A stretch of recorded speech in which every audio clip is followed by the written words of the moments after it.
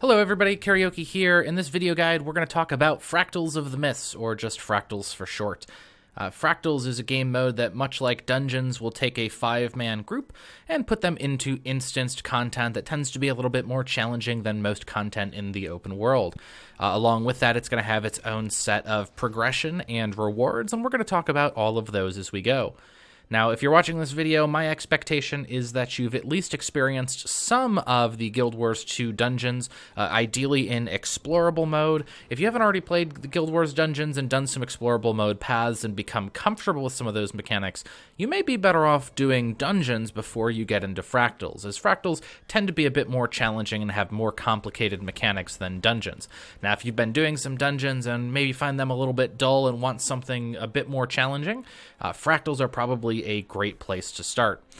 So let's go ahead and start here. We're going to start by talking about the mechanics of Fractals, then we'll get into the rewards and progression.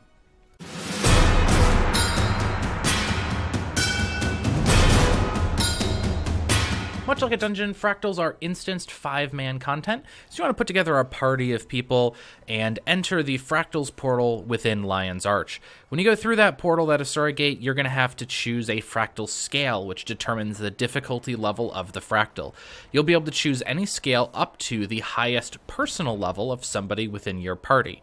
Now, every account has its fractal scale that's it's not tied to a character, but to your full account, that represents your current personal level. Everybody starts on 1, and by completing a fractal at your difficulty level or higher, you will increase that number. So if I'm just starting off, I'm fractal scale 1, that's my personal level. If I complete anything, I will move up to 2.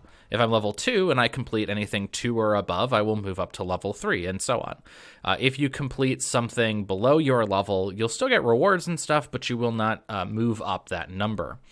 So really, Fractals is a progression game where you get to play more and more challenging content. You get to kind of pick your difficulty level, and you'll have rewards based on that difficulty level. In this video, we're going to be talking about the earlier difficulty levels, so really probably the first 20 or 30 fractal scales. As of the time I'm recording this, you can get up to Fractals 50, and that will probably go higher in the future. But we're just getting those first few levels here. Now, the Fractals themselves are mini dungeons that are meant to take about 15 to 20 minutes each. That can be less or more depending on your group and how experienced everybody is, and whether you run into any trouble along the way, and maybe to some extent your fractal scale as well, right? As those get more difficult, it's going to take more time. But in general, a full Fractals run should take you something in the range of an hour, maybe as little as 45 minutes or up to an hour and a half if you're having trouble. Those fractal runs, the full set, are made up of 3 individual fractals from a list of possible fractals, and then a boss fractal. And they're meant to get more challenging as you go. So you'll start off with a fractal that's a little bit easier, and then the next one should be a little harder, and then the third should be harder than that. Now, for each of those 3 fractals, there's a set of possible fractal maps which can come up. And that set is, it's overlapping. So there's fractals that can show up only for the first fractal. There's maps that'll show up for the first or the second, etc. On the screen here, you should be able to see a list showing the different fractals that are out at the time I'm making this video, as well as which parts of that series they can appear in. Part of the fun of Fractals is that you can get different experiences as you run at different times, because you'll have different sets of maps. So sometimes you'll get 3 really easy Fractals and it's a total breeze. Other times you'll get harder ones and it's a little bit tougher. Another thing to keep in mind is that you really only get to kind of choose the first fractal, because you can always jump in, and if you don't like the first one you get, you can reset it. After that, you're just going to be stuck with whatever you get. There is a strategy that's widely used. It's called rolling for swamp. The swamp fractal is widely considered to be the fastest, easiest first possible fractal. There's 4 that can appear first. So teams will often roll for swamp and make sure they get swamp as that first one, and it makes the whole process much easier. Now, rolling for swamp is easiest if you don't have anybody else in your party or joined in the fractal. So a lot of times players will roll for swamp first. They'll keep joining in fractals, and they'll stay if they get swamp or quit if they don't. And then once they get swamp, they'll build the rest of their party.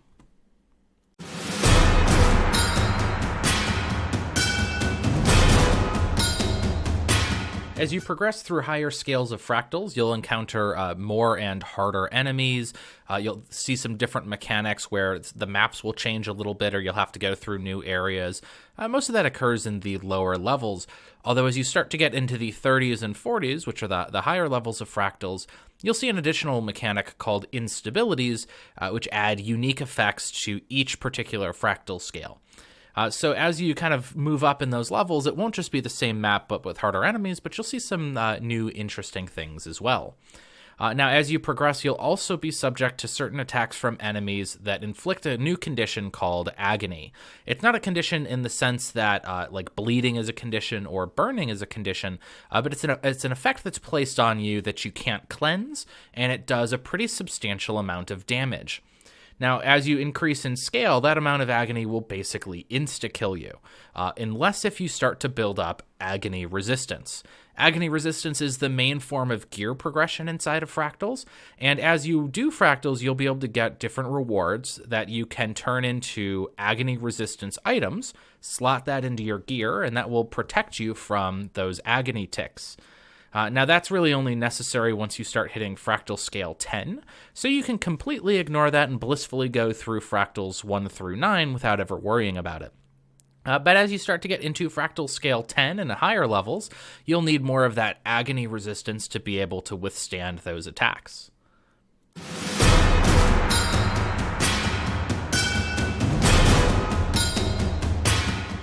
Now, there's a lot of rewards for fractals. As you complete individual fractals within a full set, you'll receive a currency called Fractal Relics, which can be used for a variety of items. There's a vendor in the main fractal lobby who has a bunch of different things you can buy with those relics.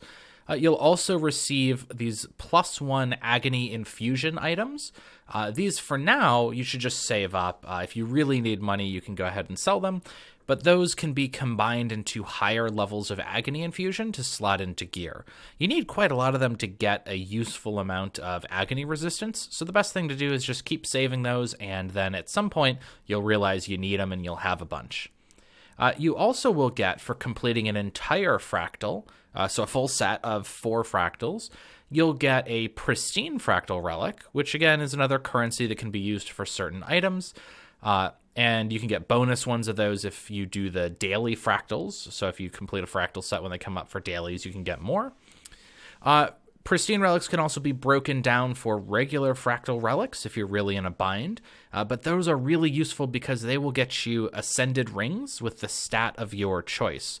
So you need 10 pristine fractal relics to get an ascended ring. So that's 10 full fractal runs, which isn't too bad.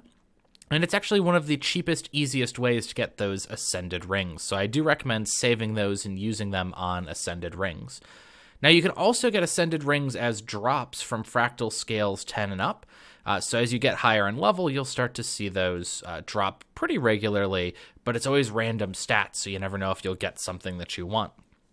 So the easiest way to get ascended rings is to save up those pristine relics and then buy them from the vendor. Now, you can also get fractal skins from fractals. There's a full set of fractal weapon skins, which are pretty rare, and to get a high enough chance to realistically get those skins, you have to be doing pretty high-level fractals, like in the 30s and 40s.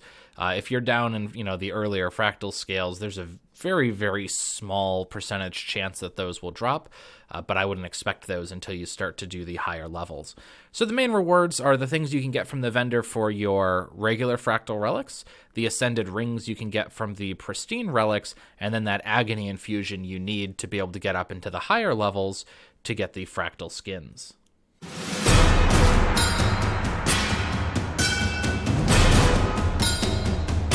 So we're going to start with running fractals at scale 1 through 9. And you're going to run a total of 10 of these fractals, or potentially less if you happen to do them along with the daily. Your goal first is to learn the maps, learn how to play the different encounters. And to do that, I really suggest you go to a site like gw2dungeons.net. There's a list of all the different fractals there, as well as strategies for each of them, and you can kind of learn how to do it. Also, if you have a guild that does fractals, have them take you in and work through that. But what you want to do is collect up 10 pristine relics while doing fractals at scale 1 through 9. Don't start with any of the ones in the teens yet, because you don't have to deal with agony. And then by doing that and getting these 10 fractal relics, you're going to be able to go and buy an ascended ring, which you can start to use for agony resistance. Now, those agony resistance items can be put into any ascended gear, but if you don't have any ascended gear right now, if you run those 10 fractals and get the 10 pristines, you'll be able to get a ring for that. Now, even if you do already have ascended gear, you need the regular fractal relics to be able to buy the agony resistance. Those are going to cost 75 regular relics for each +5, and you're going to want 1 or 2 of those before you start the next level.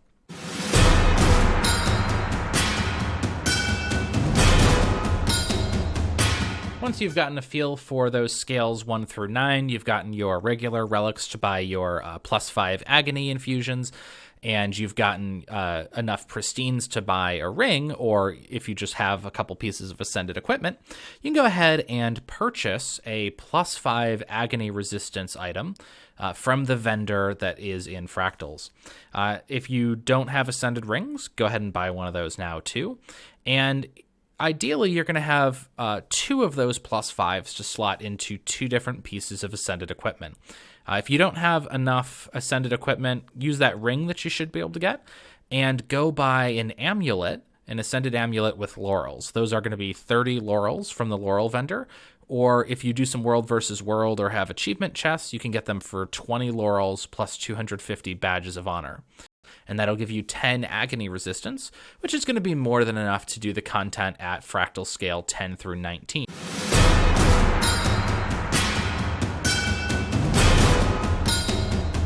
Before you get started for fractal scales 20 through 29, you want to make sure to get several more pieces of ascended equipment. For these scales, you're going to want a minimum of 20 agony resistance, and 25 would probably be best. Now, to do that, you're going to need 4 or 5 pieces of ascended equipment. That's going to be easiest to get through the amulet, through 2 rings, which by this point you should have just from running the fractal scales before this. And then you can either do ascended weapons or you can do accessories. Ascended weapons are great if you have your crafting up and you can make those weapons, or if maybe you've gotten a drop. But keep in mind, if you have a weapon switch, if you use 2 different weapons, that you need agony resistance +5s and ascended equipment in both of those slots.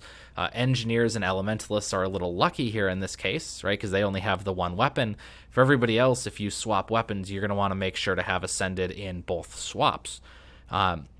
Because of that, I think it's a little bit easier to get them through the accessories. Ascended accessories can be purchased most cheaply by doing guild missions. So if you run guild missions with your guild, or with a guild that just runs open missions every week, you'll be able to get 2 of those ascended accessories in 4 weeks worth of guild missions. That's something that you may want to plan for. So if you're just getting started in this fractal process and you don't normally do guild missions, I would start looking now, find a guild that'll let you run missions with them, so that in a month's time, you'll have enough of those guild commendations to be able to get the accessories. Then you put +5s into your amulet, into your rings, and into your accessories, and you've got the +25 to be able to do these levels. Now, fractal scales beyond 29, you start to get both instabilities and require a lot more agony resistance, and that's something that we'll save for another video. If you're interested in a video kind of explaining how to get into those higher levels, let me know in the comments, and that's something we'll think about doing. Until then, if you have any questions, again, leave them here in the comments, and I'll try and answer as quickly as I can. And good luck with fractals.